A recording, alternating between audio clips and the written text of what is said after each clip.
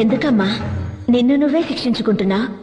పూర్వజన్మ కర్మఫలం వల్ల ఆయుష్ తీరిపోయిన ఒక పసిదాని కోసం మీ మామ ఆ తల్లితోనే పని లేదని కోపగించుకుని వెళ్లిపోయాడు. మరి మిమ్మల్ని ఆ తల్లి ఎలాగమ్మా కాపాడుతుంది?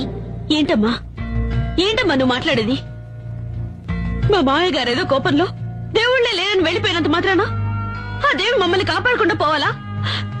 ఆవిడ శాంత స్వరూపిడా లేక రాక్షసా? తోడబుట్టిన వాళ్లైనా కన్నవాళ్లైనా రమ్మని పిలిస్తేనే కదా వచ్చి వెడతారు. మీకు మాత్రం ఆహ్వానాలు గౌరవాలు అన్నీ కావాలి. ఆ దేవి మాత్రం పో అంటే పోవాలి, రమ్మని పిలవకుండా వచ్చి మిమ్మల్ని కాపాడాలి. ఇదెక్కడి న్యాయం? అమ్మా, తన రక్తమే నీ నుదుట తిలకమై ఉంది కదా, నీ భర్తకు ఏ ఆపద రాదు. నాకేం అర్థం కావడం లేదు. ఆ తల్లి నమ్మిన వాళ్లను ఏనాడూ చెయ్యి వదిలిపెట్టదు. ఆ తల్లిని నమ్ముకో తల్లి.